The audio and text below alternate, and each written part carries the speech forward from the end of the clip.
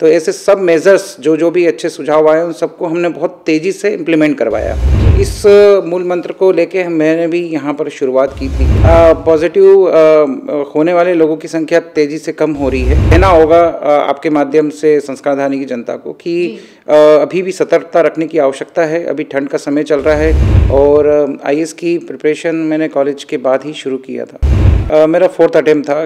मेरा subject history और philosophy, इतिहास और दर्शन शास्त्र है। क्योंकि आप एक जिम्मेदार पद पे बैठे हुए हैं और मेरा हमेशा से मानना रहा है कि बेटियों को आगे बढ़ाना चाहिए और मैं लकी हूँ कि ईश्वर ने मुझे 2 बेटियाँ दी। अब हम जो है आत्मनिर्भर जबलपुर की तरफ क्यों ना बढ़ें, इस दिशा में हम लोगों को आगे बढ़ना चाहिए। यहाँ का हर व्यक्ति ये सोचे कि कैसे जबलपुर के डेवलपमेंट में वो सहभागी बन सकता है। नमस्कार, रेवा टीवी डिजिटल मीडिया में मैं सिमरन आप सभी का स्वागत करती हूँ।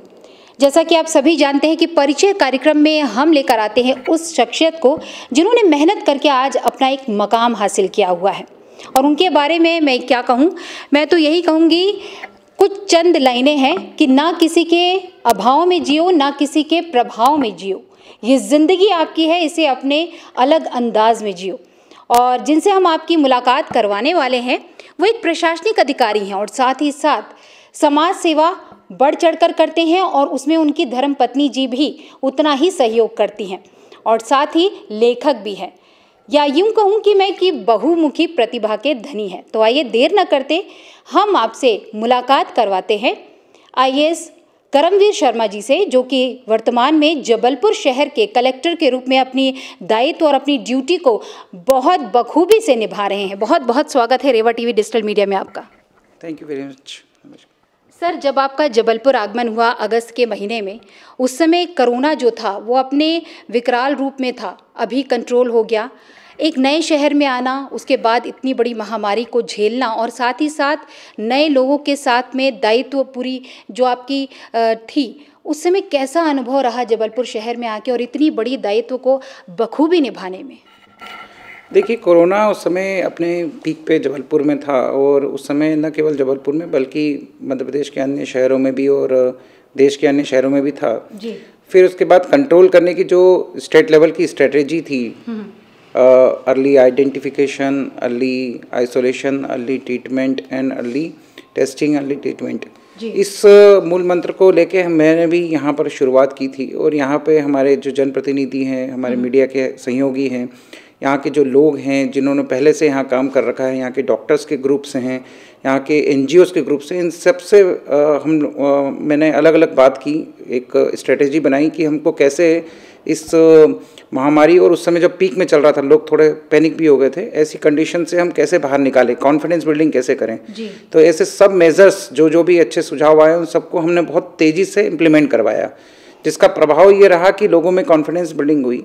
लोगों में ये भाव का जागृत हुआ कि नहीं, कोरोना महामारी जरूर है लेकिन इसको पार भी पाया जा सकता है, इसको कंट्रोल भी किया जा सकता है और इससे बचा भी जा सकता है यदि सुरक्षा के उपाय किए और जो बेसिक नियम है उनका पालन किया।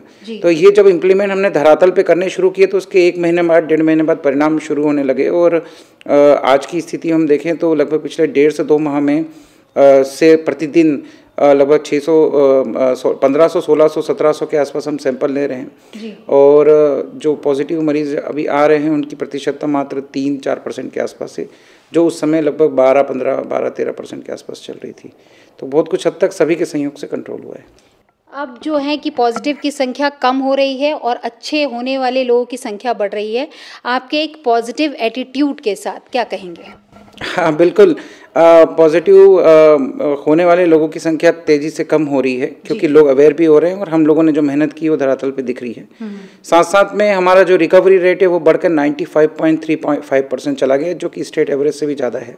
तो एक प्रकार से जो सही होने वाले हैं वो घर जा रहे हैं। पर मेरा फिर भी कहना होगा आपके माध्यम से संस्कारधानी की जनता को कि अभी भी सतर्कता रखने की आवश्यकता है। अभी ठंड का समय चल रहा है, कुछ राज्यों में, कुछ दूसरे शहरों में, हमारे प्रदेश के भी इंदौर भोपाल जैसे शहरों में अभी भी केस ज़्यादा हैं और वहाँ पर जो उसका जो एक कारण जो है ठंड का भी बताया जा रहा है, क्योंकि मरीज को रेस्पिरेटरी इश्यूज़ आते हैं ठंड में। यद्यपि हमने वृद्धजन सुरक्षा अभियान यहाँ पहले से 1 महीने पहले 1.5 महीने पहले से शुरू कर दिया था ठंड को ध्यान में रखते हुए, जिसमें 50 वर्ष से अधिक उम्र के ऐसे व्यक्ति जिनको कोमॉर्बिडिटीज़ हैं उनको हम अर्ली आइडेंटिफिकेशन करके उनको काउंसलिंग कर रहे हैं हमारे फ़ोन और अन्य माध्यमों से। तो इस प्रकार इससे करने से हम लोग अर्ली आइडेंटिफिकेशन भी कर पा रहे हैं। ऐसे हम लोग लगभग 50,000 लोगों के संपर्क में पिछले 1.5-2 माह में आए हैं जिनमें हमने काउंसलिंग की है। तो अर्ली आइडेंटिफिकेशन होने से जो एक गंभीरता या एक डैमेज हो सकता था उस व्यक्ति का, वो होने से बच जाता है। साथ साथ में डेथ रेट में भी इस सब प्रयासों से कमी आई है। जी, अभी जैसे कि आपने कहा कि वेदर चेंज हुआ है तो कोरोना जो है वो बढ़ सकता है। अभी हाल ही में आप सुन रहे होंगे इंग्लैंड में जो है वो कोरोना काफ़ी बढ़ गया है, 2nd स्टेज आ गई है और प्लस वहाँ पर लॉकडाउन चालू हो गया है। और इंडियन गवर्नमेंट की बात करें तो उन्होंने भी वहाँ की फ़्लाइट्स को बंद कर दिया है। तो एक साथ ये कह सकते हैं वेदर चेंज है, कोरोना फिर से आ सकता है और साथ ही साथ स्थानीय निकाय चुनाव भी आने वाले हैं। तो आपकी फिर से रिस्पॉन्सिबिलिटी डबल होने वाली है, उसके लिए क्या रणनीति बनाई है आपने? देखिए, हमारी रणनीति वही है जो अभी तक हम करते आए हैं, क्योंकि वो रणनीति सक्सेसफुल रही है जी। इस मेरा हमेशा से मानना रहा है कि यदि हम अवेयर ज़्यादा से ज़्यादा लोगों को करें तो कोरोना होगा ही नहीं, इस थ्योरी पे काम करना चाहिए। बिल्कुल। बनिस्बत की इस थ्योरी पे कि कोरोना हो जाए और उसके बाद ट्रीटमेंट पे हम लोग जो हैं बहुत ज़्यादा ध्यान दें। तो हम लोगों ने अब ज़्यादा ध्यान इस पे किया है कि लोगों को अवेयर करें कि कोरोना हो ही ना। तो उसमें चूंकि अब बहुत लंबे समय से चूंकि महामारी है तो जनता अवेयर भी है, उनको मालूम है कि हमें कैसे बचना है। कुछ बीच बीच में ऐसा होता है कि एक सिचुएशन लेवल आता है, जनता को भी लगता है कि कब तक हम लोग इस टाइप के प्रिकॉशंस रखते रहेंगे, लेकिन जब तक कि टीका नहीं आ जाता है तब तक हमें इन सब चीज़ों को ध्यान रखना ही पड़ेगा। ये चीज़ हम लगातार बोलते आए हैं। और साथ साथ में ठंड को लेके जैसे मैंने अभी बताया कि वृद्धजन सुरक्षा अभियान, ये हमने एक एक्स्ट्रा अफर्ट किया है जो कि केवल जबलपुर में ही स्पेसिफिक ये अभियान है। साथ साथ में अभी हमने जैसे यूके के बारे में आप बता रहे हैं तो ये लेटेस्ट डेवलपमेंट यही है कि यूके से आने वाले पिछले 1 महीने में जो भी लोग हैं उनको हम आइडेंटिफाई करके उनको भी हम एक बार देख रहे हैं कि उनका आइसोलेशन का लेवल क्या है। उनको कोई किसी प्रकार का अभी सिम्टम्स तो नज़र नहीं आ रहा है उनके परिवार वालों को, तो वो भी हम एग्रेसिव मोड में जा रहे हैं ताकि यदि कोई व्यक्ति आया है और मान लीजिए उसके माध्यम से वायरस का एक नया उसमें आया है तो हम उसको उसी तक सीमित रख दें जी, उसको आइसोलेट करके होम आइसोलेट। ये तो बात हुई कोरोना की, और अब हम जानना चाहेंगे कलेक्टर साहब से कि उनकी प्रारंभिक शिक्षा कहाँ हुई, कॉलेज कहाँ पर किया और साथ ही साथ उन्होंने आईएएस की प्रिपरेशन किस प्रकार से की।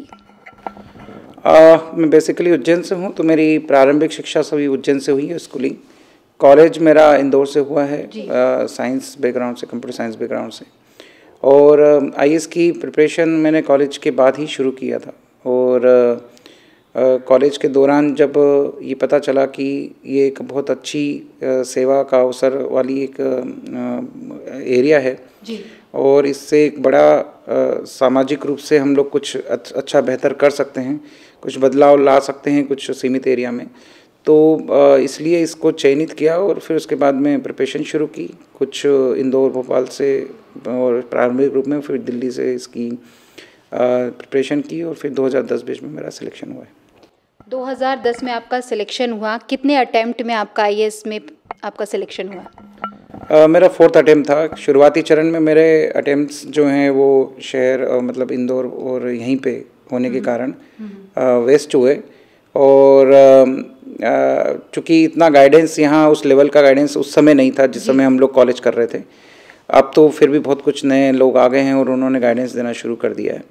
तो फिर उसके बाद फिर किसी ने सजेशन दिया कि आप एक बार दिल्ली जाएं और वहाँ कुछ सीनियर लोगों से गाइडेंस लें। तो वहाँ जब लिया, वहाँ गए और वहाँ लिया तो फिर सफलता मिली उसके। आपके सब्जेक्ट क्या क्या रहे? उस समय 2 सब्जेक्ट हुआ करते थे, मतलब अभी इस समय तो जो पैटर्न है वो चेंज हो गया है जी। उस समय 2 ऑप्शनल हुआ करते थे और जनरल स्टडीज़ के पेपर होते थे। तो मेरा सब्जेक्ट हिस्ट्री और फिलॉसफी, इतिहास और दर्शन शास्त्र है जी, और उसी से मेरा चयन हुआ है। इतिहास और दर्शन शास्त्र जब कोई भी स्टूडेंट लेता है तो एक चीज़ है कि आपकी ज़िंदगी में भी उसका उतना ही प्रभाव पड़ता है। और जब मैं आपको देखती हूँ, आपके व्यक्तित्व को देखती हूँ कि इतनी टेंशन है, बहुत सारी चीज़ें हैं, बहुत सारे काम एक साथ करने होते हैं, लेकिन फिर भी आप कूल माइंडेड रहते हैं, ऐसा क्यों? नहीं, धीरे धीरे ये गुण आ जाता है। और इसमें बैकग्राउंड का भी बहुत महत्व रहता है। जैसे आपने बताया कि दर्शन शास्त्र जब आप पढ़ते हैं और आप अपने कल्चर के बारे में जानते हैं, अपने आध्यात्मिक टच के बारे में जानते हैं, अपने जो कि कल्चर का हिस्सा है, तो उन्हीं का उपयोग करके आप अपने आप को कूल भी रखने की कोशिश करते हैं। साथ साथ में एक वर्क का स्टाइल भी वैसा ही होना चाहिए एक एडमिनिस्ट्रेटर को कि वो कूल रहे, क्योंकि उसके पास जवाबदारी बहुत सारी होती हैं। और नो डाउट उसमें कई डायमेंशन होते हैं जवाबदारी के। यदि आप हाइपर हो जाते हैं या आपका टेम्पर लूज हो जाता है, तो हो सकता है शायद आपका जो डिलीवरी का सिस्टम है वो वीक हो जाए। और डिलीवरी करना बहुत महत्वपूर्ण है, अपनी जिम्मेदारियों का वहन करना बहुत महत्वपूर्ण है, क्योंकि आप एक जिम्मेदार पद पे बैठे हुए हैं और आपकी रिस्पॉन्सिबिलिटी जनता के प्रति है, शासन के प्रति है। तो साथ ही जैसे कि करमवीर सर ने बताया कि एक जिम्मेदारी आ जाती है, और वो आपके जीवन में भी जो दर्शन शास्त्र है वो कमाल करता है। परिवार के बारे में हम जानना चाहेंगे, आपके परिवार में कौन कौन है? धर्मपत्नी है, 2 प्यारी बेटियां हैं, इसके अलावा कौन कौन है? मेरे पिताजी माताजी हैं। पिताजी मेरे प्रोफेसर रहे हैं, अब रिटायर हो गए। और मेरे बड़े भाई हैं, वो भी शासकीय सेवा में ही मध्य प्रदेश में। सिस्टर हैं, वो भी बिजनेस में हैं। और परिवार में धर्मपत्नी हैं, वो बेसिकली डॉक्टर हैं। और 2 बेटियां हैं। तो 2 बेटियों की जैसी बात आती है, एक स्माइल दी आपने, और प्रधानमंत्री नरेंद्र मोदी कहते हैं कि बेटियों को बढ़ाइए और पढ़ाइए। और ये माना जाता है कि अगर आप एक बेटी को संस्कारित करते हैं, पढ़ाते हैं, तो पूरे परिवार को आप संस्कारित करते हैं, क्योंकि वही बेटी जब ब्याह होकर दूसरे घर में जाती है तो दूसरे परिवार को भी संस्कारित करती है। वैसे तो आपका जो टाइम है हमेशा 24 घंटे पब्लिक के लिए होता है, लेकिन परिवार में अगर जब आप फ्री रहते हैं तो क्या करना पसंद करते हैं? देखिए, जैसे आपने बताया कि बेटियां जो हैं वो बेसिकली 2 कुल को का उद्धार करती है एक प्रकार से। तो मेरा हमेशा से मानना रहा है कि बेटियों को आगे बढ़ाना चाहिए, और मैं लकी हूँ कि ईश्वर ने मुझे 2 बेटियां दी और दोनों को आगे बढ़ाने का मुझे अवसर मिला। तो उसको बाकी मैं जितना समय अभी, चूँकि इस पद के कारण कई बार जो है मैं उनके साथ न्याय नहीं कर पाता हूँ, लेकिन हाँ, जब भी समय मिलता है, चाहे वो सुबह हो, शाम हो या छुट्टियों के बीच में दौरान हो, तो जितना समय मैं दे पाता हूँ उतना मैं उनके साथ पूरी तरह से देता हूँ। जी। और बात अगर करें कि करमवीर जी एक प्रशासनिक अधिकारी हैं, मैंने पहले भी आपको बोला था, और समाज सेवी भी हैं। आपको जानकर बड़ी खुशी होगी कि जब सर राजगढ़ में थे तो उन्होंने 1-2 नहीं बल्कि 73 बच्चों को अडॉप्ट किया। और ऐसे बच्चे जो शायद कभी पाठशाला का मुंह नहीं देख सकते थे, जो शायद पढ़ने के बारे में दूर से सोच भी नहीं सकते थे, उन बच्चों को अडॉप्ट किया, उन्हें पढ़ाया, और इस पूरे काम में उनकी धर्मपत्नी जी ने भी उतना ही सहयोग किया। तो वो फीलिंग कैसी रही सर? क्योंकि आपका जो एडमिनिस्ट्रेशन का काम है वो इतना ज़्यादा पैनिक होता है, इतना ज़्यादा हैक्टिक होता है, उसमें ऐसे बच्चों के लिए काम करना, उनकी रिस्पॉन्सिबिलिटी लेना, वो कैसा रहा? देखिए, ये वो बच्चे थे राजगढ़, जब मेरी पहली पोस्टिंग एज ए कलेक्टर हुई थी।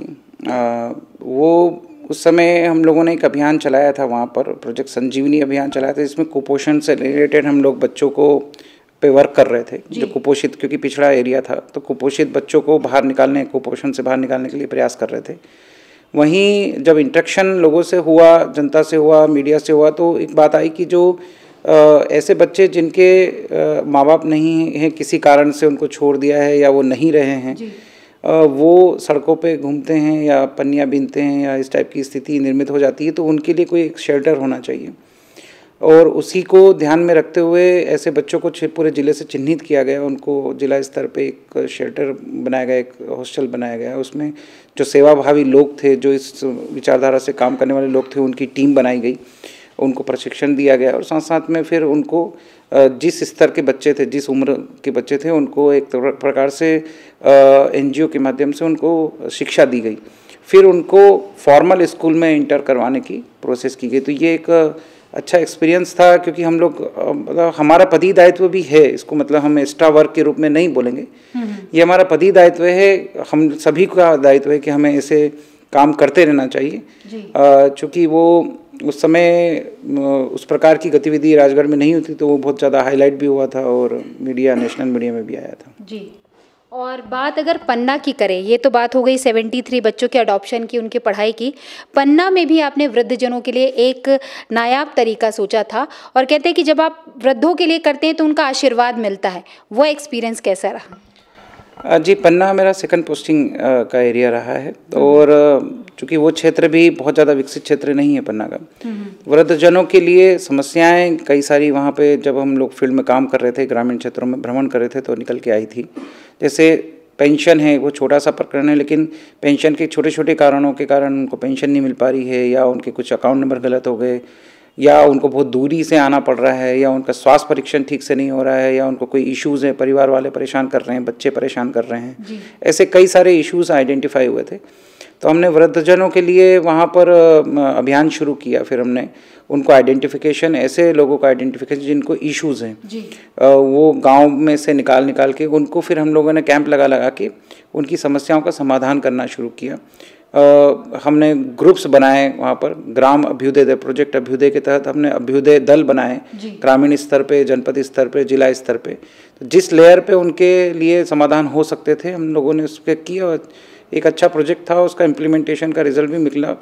सामाजिक न्याय अधिकारिता मंत्रालय नई दिल्ली द्वारा जो है वो उस साल का वयोश्रेष्ठ सम्मान, जो नेशनल प्राइज़ है, माननीय राष्ट्रपति जी ने दिया था उसको, तो वो पन्ना जिले को मिला फिर उसके लिए। एक बहुत अच्छी बात है कि खुशी और संतुष्टि जो होती है, जब खुशी जो रहती है उससे आपको संतुष्टि मिलती है, और संतुष्टि से ही आपको खुशी मिलती है। लेकिन जो दायरा होता है बहुत कम होता है, क्योंकि खुशी से जो संतुष्टि मिलती है वो कम समय के लिए होती है, लेकिन संतुष्टि से जो खुशी मिलती है जीवन भर रहती है। और वही संतुष्टि मुझे आपके व्यक्तित्व पर दिखाई देता है। वृद्धों के लिए सोचना, बच्चों के लिए सोचना, बेटियों के लिए सोचना, युवाओं के लिए सोचना। और अब अगर हम बात करें कि आप एक लेखक भी हैं, 9वीं क्लास से आपने लिखना शुरू किया या बहुत पहले से लिखना शुरू किया, और आपको पुरस्कार सिर्फ स्थानीय स्तर पर नहीं बल्कि प्रधानमंत्री और राष्ट्रपति से भी मिला। तो वो लिखने की जो प्रेरणा थी, क्योंकि आपने ऐसे बताया कि आपका जो फैमिली बैकग्राउंड है, पिताश्री जो है वो प्रोफेसर रहे हैं और बड़े भाई साहब प्रशासनिक अधिकारी हैं, तो वो ये लिखने का कहाँ से आपको प्रेरणा मिली? लिखने की प्रेरणा बेसिकली घर से ही मिली है। मैं उसका श्रेय पिताजी को ही देना चाहूँगा, चूँकि प्रोफेसर रहे हैं, शिक्षक रहे हैं, तो शिक्षकत्व वो सबसे पहले अपने बेटों पे ही, बेटा बेटियों पे ही लागू होता है। तो जो है मेहनत करना, मतलब किसी भी काम के लिए मेहनत करने की प्रवृत्ति जो है वो बेसिकली वहीं से मिली है, घर से ही मिली है। मेरे फादर बहुत अच्छे लेखक भी हैं, उनकी 8-10 बुक्स भी पब्लिश हुई हैं। तो प्रोफेसर होने के साथ में लेखक होने का जो है लाभ मुझे मिला, और उन्होंने उसको फिर उनके साथ काम करके, उनके असिस्टेंट के रूप में मैंने बचपन से ही काम करना शुरू कर दिया था। क्या बात है। तो स्कूलिंग में जब मैं कर रहा था, 7th-8th क्लास में था, तभी से ये सब चीज़ें शुरू हो गई थी। और आप जानते ही हैं कि स्कूल में ऐसे कंपटीशन होती है, तो उसमें पार्टिसिपेशन शुरू किया। वहाँ लोकल स्तर पे जब पुरस्कार मिलने शुरू हुए तो एक और उत्साह जागृत हुआ कि नहीं, हम कुछ कर सकते हैं, अच्छा लिख सकते हैं जी। तो वो चीज़ें प्रक्रिया बढ़ती गई। नेशनल लेवल के 4-5 अवार्ड मिले स्कूल के काल में ही। राष्ट्रपति जी से पुरस्कार मिला, तत्कालीन जो राज्यपाल जी हैं उनसे पुरस्कार मिला, प्राइम मिनिस्टर साहब से, सर से पुरस्कार मिला। तो ये सब उस समय के जो तत्कालीन बड़ी बड़ी हस्तियां थी उनसे जब पुरस्कार मिलना शुरू हुआ तो वो और ज़्यादा चीज़ें प्रखर होने लगी, और ज़्यादा आप करते रहें जी। फिर चूँकि मेरा इंटरेस्ट इंडियन कल्चर और संस्कृति और धर्म और आध्यात्म और इतिहास और इनमें शुरू से रहा था, तो वो चीज़ें के कारण और लिखने की प्रवृत्ति बनी, और लिखने के कारण वो चीज़ और पढ़ने की प्रवृत्ति। तो वो एक तरह से एक साइकिल बन गई कि आप पढ़ते जा रहे हैं, लिखते जा रहे हैं, पढ़ते जा रहे हैं, तो एक वो चीज़ें बढ़ती गई। तो कुल मिला के कहें कि पूरा पैकेज हैं करमवीर जी, समाज सुधारक भी हैं और प्रशासनिक अधिकारी भी हैं, और बचपन से लिखने की प्रेरणा अपने आप में काबिले तारीफ़ है। अब हम आपसे बात करना चाहेंगे कि क्योंकि आपने बुक्स लिखी हैं, अभी तो फ़िलहाल आप बहुत बिज़ी रहते हैं, आने वाले भविष्य में हम चाहेंगे कि आप फिर से लिखें। अपने बुक के बारे में इससे पहले बोला था, तो बुक एक हमने लिख के पब्लिश की है, निबंध सर्वस्व करके, जिसमें अभी तक के जितने भी मैंने एसेज लिखे हैं और कैसे ऐसे लिखने चाहिए उसका समामेलन है। और वो बुक जो है आज भी आईएएस की जो तैयारी करते हैं या एमपीपीएससी की तैयारी करते हैं वो लोग उसको रेफ़र करते हैं। आगे के लिए भी मैं कुछ इनपुट्स अभी अपने जितना टाइम दे पा रहा हूँ आगे के लिए बुक्स जो हैं अपने एक्सपीरियंस वगैरह है उस पर मैं वर्क कर रहा हूँ। क्योंकि आप जबलपुर शहर में हैं और जबलपुर शहर की अगर हम बात करें, क्योंकि आपके पास अभी तो कोरोना है लेकिन बहुत सारे विकास भी करने हैं। टूरिज़्म की बात अगर हम करें तो टूरिज़्म में अभी भी अगर जबलपुर शहर की बात करेंगे तो बहुत पिछड़ा हुआ है। काफ़ी सालों से जो अधिकारी हैं कुछ ऐसे बैठे हुए हैं, कहते हैं कि जब कहीं विकास नहीं हो रहा होता है तो कुछ चेंजेस करना चाहिए। तो करमवीर जी क्या ऐसा कुछ करने वाले हैं टूरिज़्म को लेकर, जबलपुर शहर संस्कारधानी को लेकर? जी, जहाँ तक जबलपुर में पर्यटन के क्षेत्र की बात है, इसमें कई बहुत स्कोप है। कई टूरिस्ट प्लेस यहाँ पर हैं जो अनछुए हैं, ज़्यादा उसका पब्लिसिटी नहीं हुआ है। इस क्षेत्र पे चूँकि जब मैंने यहाँ चर्चा करना शुरू किया तो ये चीज़ मैंने भी फील की। मैं मध्य प्रदेश का ही हूँ तो मुझे भी मालूम है कि यहाँ पर और क्या क्या और क्षेत्र हैं हो सकते हैं। और न केवल मैंने इसको जबलपुर प्रॉपर के लिए सोचा है बल्कि एक कंपोजिट प्लान, एक तरह से एक प्रकार से एक रूट डेवलप किया जाना चाहिए जिसमें जबलपुर आसपास के ज़िले कान्हा और बांधवगढ़ और पन्ना तक उसको बड़े सर्किट के रूप में देखना चाहिए और एक पैकेज के रूप में उसको देखना चाहिए। वो उस पर वर्क किया है। हम लोगों ने जो होटल व्यवसायी हैं या जो पर्यटन से जुड़े हुए संस्थाएं हैं जो पहले काम कर चुकी हैं उन लोगों से भी एक्सपीरियंस शेयरिंग किया है, उनके भी सुझाव लिए हैं। तो एक अब हम लोग उसको एग्रेसिव एक प्लानिंग पे जा रहे हैं। साथ साथ में न केवल टूरिस्ट स्पॉट को ही हम फोकस कर रहे हैं, जो बेसिकली प्राकृतिक संपदा वाले टूरिस्ट स्पॉट, बल्कि रिलीजियस टूरिज्म और फिल्म और इससे संबंधित शूटिंग्स और उससे संबंधित टूरिज्म जो हो वो चीज़ों पर भी हम लोग फोकस कर रहे हैं। इस संबंध में हमने पत्राचार भी किए हैं और हमने प्लान भी तैयार किया है। इसको अब एग्रेसिव मार्केटिंग की दिशा में हम ले जा रहे हैं। एक चीज़ और है कि जैसे आपने कहा कि आपने रूट तय किया है, क्योंकि अधिकतर टूरिस्ट जो आते हैं वो डुमना से या तो ऐसा कुछ कोशिश करते हैं कि कान्हा चले जाएं या बांधवगढ़ चले जाएं, या ऐसा क्यों ना हो कि वो लोग जब आएँ तो एक दिन जबलपुर शहर में भी गुजारें, यहाँ को भी समझें। और प्रधानमंत्री नरेंद्र मोदी टूरिज़्म के लिए स्पिरिचुअल टूरिज़्म की बात बहुत अच्छे से करते हैं। उसके लिए, क्योंकि आप आध्यात्म से जुड़े हुए हैं और दर्शन शास्त्र आपका विषय भी रहा है, तो स्पिरिचुअल टूरिज़्म के लिए क्या प्रयास करना चाहेंगे? देखिए, माँ नर्मदा यहाँ की जीवन धारा है और लोगों की आस्था वहाँ से जुड़ी हुई है। न केवल वो खाद्यान्न को पैदावार करने में पानी का एक रोल है, बल्कि एक प्रकार से उसकी एक आध्यात्मिक वैल्यू भी है और लोगों की संस्कृति में, उसके जीवन में, दर्शन में जुड़ी हुई है जी। तो इस चीज़ को बढ़ावा दिया जा सकता है यहाँ पर। उसी पे हम लोग वर्क भी कर रहे हैं कि नर्मदा जी की परिक्रमा करने वाले लोग हैं या नर्मदा जी की जो आरती होती है संध्याकालीन, या यहाँ से क्योंकि आज बेड़ाघाट फेमस है तो केवल नर्मदा जी के कारण जी, नर्मदा जी के कारण वो प्रपात है, इसके कारण जो है लोग उसको देखने आते हैं।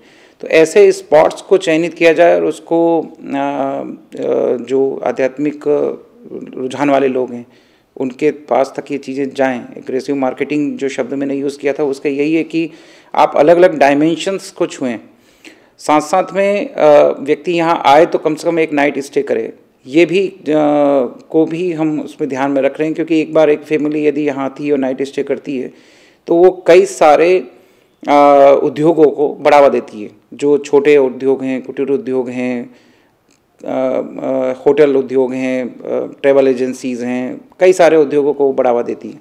तो एक ऐसा पैकेज बनाया जा रहा है जिसमें कि एक नाइट स्टे कम से कम वो यहाँ करे और उसके बाद फिर आसपास के क्षेत्रों में भ्रमण करे और फिर जाते समय डुमना का या एयरपोर्ट का या रेलवे स्टेशन का प्रयोग करके हो जाए। आपने साथ ही साथ रेवेन्यू भी इससे बढ़ता है। आपने नर्मदा परिक्रमा की बात की और अभी मेरी क्योंकि एक एनजीओ है और इस साल से हम लोग ये कर रहे हैं कि जो नर्मदा परिक्रमा वासी हैं उनके रुकने, उनके खाने की व्यवस्था कर रहे हैं। और अभी हाल फिलहाल में मैं आपको बताना चाहूँगी कि ब्राज़ील के 4 टूरिस्ट आए थे और नर्मदा जी के बारे में पहली बार तो उन्होंने ये कहा कि हमने पहली बार देखा विश्व में कि एक ऐसी नदी है जो चिरकुंवारी है, और साथ ही साथ उनको देखने के लिए और उनकी हिस्ट्री को जानने के लिए लोग स्टडी करते हैं। और आपको ये जानकर बड़ी खुशी होगी कि पहले अगर एजुकेशन की बात की जाए तो यहाँ पर फॉरेनर्स आकर रिसर्च किया करते थे। तो ये बहुत अच्छी बात है, आपने बहुत अच्छा प्रयास किया है। एक चीज़ बस मैं आपसे ये निवेदन करना चाहूँगी, जो हम लोगों ने कुछ स्पॉट्स किए हैं आइडेंटिफाई, वहाँ पर टॉयलेट्स की व्यवस्था नहीं हो पाई है। तो ऐसे जो नर्मदा परिक्रमावासी आते हैं उनके लिए अगर वो व्यवस्था आपकी तरफ से हो जाए तो ज़्यादा अच्छा रहेगा। नहीं, हम लोग टूरिस्ट डिपार्टमेंट के साथ साथ में एक हमारा जो है डिस्ट्रिक्ट टूरिस्ट प्रमोशन काउंसिल है जी, जो डिस्ट्रिक्ट लेवल पे इनिशिएटिव्स करती है। जो अभी तक के प्रोग्राम्स हुए हैं या इनिशिएटिव्स हुए हैं डिस्ट्रिक्ट टूरिस्ट प्रमोशन काउंसिल के बैनर तले ही हुए हैं। हम लोग उस पर भी आपने अच्छा वो दिया, एक एरिया दिया सोचने के लिए, हम उस पर भी हम वर्क कर सकते हैं और इस पर कुछ वर्क पहले हुआ भी है जी। उसको और ज़्यादा अभी बढ़ाने की आवश्यकता है, तो निसंदेह हम लोग इस पर फोकस करेंगे आगे। तो एक चीज़ बड़ी अच्छी लगी कि नर्मदा परिक्रमा वासियों के लिए कलेक्टर साहब बहुत चिंतित भी हैं और साथ ही गंभीरता से इस विषय को ले भी रहे हैं। अब एक बात हम करना चाहेंगे कि जो आईएएस की प्रिपरेशन कर रहे हैं स्टूडेंट्स, क्योंकि अभी कोरोना भी चल रहा है, ऑनलाइन वो लोग कोचिंग्स ले रहे हैं, प्रिपरेशन कर रहे हैं, एग्ज़ाम भी आ रहे हैं, तो उन्हें किस प्रकार से प्रिपरेशन करना चाहिए। आपने बुक लिखी है, उससे तो उन्हें मिलता ही है ज्ञान, लेकिन जिनके पास अभी तक आपकी बुक नहीं आई है उन्हें किस प्रकार से प्रिपरेशन करना चाहिए, कितने घंटे देना चाहिए और कितने आत्मविश्वास के साथ आगे बढ़ना चाहिए। देखिए, यूपीएससी हो या एमपीपीएससी हो या किसी भी कॉम्पिटिटिव एग्ज़ाम की तैयारी करने हो, बेसिक सिद्धांत एक जैसे ही होते हैं। उसमें जो बेसिक सिद्धांत होते हैं वो ये है कि आपको एक सिलेबस की जानकारी पर्याप्त मात्रा में हो, उस सिलेबस को पूर्ति करने वाले जो स्टडी मटेरियल है, बेस्ट स्टडी मटेरियल्स, उनकी जानकारी आपके पास में हो और फिर उस स्टडी मटेरियल को समझने की क्षमता आप में हो, चाहे वो कोचिंग के माध्यम से आप समझें या फिर आप व्यक्तिशः उसको पढ़कर समझ लें। ये तीन चीज़ें बेसिक्स हैं जो कि किसी भी कॉम्पिटिटिव एग्ज़ाम के लिए ज़रूरी हैं। तो ये बेसिक जानकारियाँ स्टूडेंट के पास में होनी चाहिए और वो उस पर वर्क करे। इसके लिए वो अलग अलग जगहों से नेट के माध्यम से या जो पहले से सीनियर्स हैं उनका लाभ ले सकते हैं, उनके एक्सपीरियंस का लाभ ले सकते हैं। दूसरा मुद्दा आता है कि ये सब चीज़ होने के बावजूद, ये सब चीज़ तो फिजिकल हैं, ये सब चीज़ें तो सबको मिल जाती हैं। लाखों लोग इंट्रेंस एग्ज़ाम में अपीयर होते हैं लेकिन कुछ ही लोग सिलेक्ट होते हैं। तो वहाँ फिर मुद्दा आता है कि आप में अपनी इंटरनल पावर्स क्या हैं। तो आप अपने जो अच्छे पक्ष हैं, जो मजबूत पक्ष हैं, जिसमें आप बेहतर कर सकते हैं, वो आपको मालूम होना चाहिए और आपकी वीकनेस आपको पता होनी चाहिए। तो हम हमारे अच्छे पक्ष को कैसे मजबूत करें और ज़्यादा अच्छा करें और हमारी वीकनेस को हम कैसे उसकी भरपाई करें, कैसे कम करें और उसकी अच्छे पक्ष से भरपाई करें, इस पे वर्क करना, लगातार वर्क करना ज़रूरी है। तीसरा मुद्दा आता है कि फिर ये सब चीज़ों के साथ साथ में आपका डेडिकेशन कितना है, आपका जो उस गोल को अचीव करने के लिए आपके आंतरिक क्षमता कितनी है और आंतरिक इच्छा कितनी है। क्षमता और इच्छा के बीच में आपको समायोजन करना जरूरी है। क्षमता और इच्छा के बीच में जितना कमी होगी, जितनी दूरी कम होगी, उतना आप जो है उस गोल को प्राप्त कर लेंगे। तो दृढ़ संकल्पित होकर यदि हम मेहनत करते हैं और इन सब चीज़ों का जो मैंने बताया ध्यान देते हैं, तो निस्संदेह हम किसी भी स्तर का कॉम्पिटिटिव एग्ज़ाम का गोल है वो पा सकते हैं।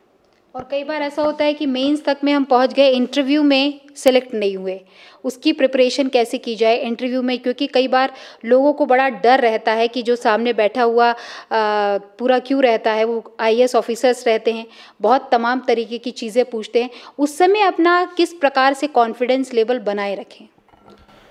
देखिए, इसमें बेसिकली नॉलेज जो होता है वो कॉन्फिडेंस देता है। यदि आपने प्रीलिम्स में अच्छी स्टडी की है, आपने मेंस के पेपर अच्छे दिए हैं और आपको थॉरली पता है चीज़ों को, तो फिर इंटरव्यू तो केवल 10-20-25 मिनट का होता है और उसमें आप अपना कॉन्फिडेंस शो कर सकते हैं। और फिर नॉलेज आ जाता है तो फिर कॉन्फिडेंस भी ऑटोमेटिकली आने लगता है। इसमें सिंपल सी बात है कि कॉन्फिडेंस को बनाए रखें और आप जैसे हैं केवल वैसा ही रिप्रेजेंट करें, क्योंकि बनावटी चीज़ें 15-20 मिनट में जब बहुत एक्सपीरियंस जो लोग होते हैं और वो समझ जाते हैं कि आप बनावटी हैं, तो बनावटी होने का कोई फ़ायदा भी नहीं होता है। जैसे आप हैं वैसे यदि आप रिप्रेजेंट करते हैं तो वो बेहतर होता है। तो नॉलेज पर्याप्त मात्रा में रखें, अपने जो जो आपने रिज्यूम दिया है या जिसको बोलना चाहिए कि जो फॉर्म में हमने जानकारियाँ भरी उनके बारे में जानकारियाँ पर्याप्त मात्रा में होना चाहिए, अपने विषय पे पकड़ होनी चाहिए, और साथ साथ में फुल कॉन्फिडेंस के साथ में आप जाएं कि ठीक है जो होना था वो तैयारियां हो चुकी है, अब तो केवल जाकर वहाँ डिलीवर करना है। और आप यदि आप जैसे हैं वैसे जाकर रिप्रेजेंट करेंगे तो आपको दिक्कत भी नहीं आएगी। जब आप बनावटी बनते हैं तब आपको समस्या आती है कि मुझे ये नहीं ये बोलना चाहिए था। तो ये सब चीज़ों का ध्यान में रखते हैं तो इंटरव्यू भी अच्छा हो जाता है।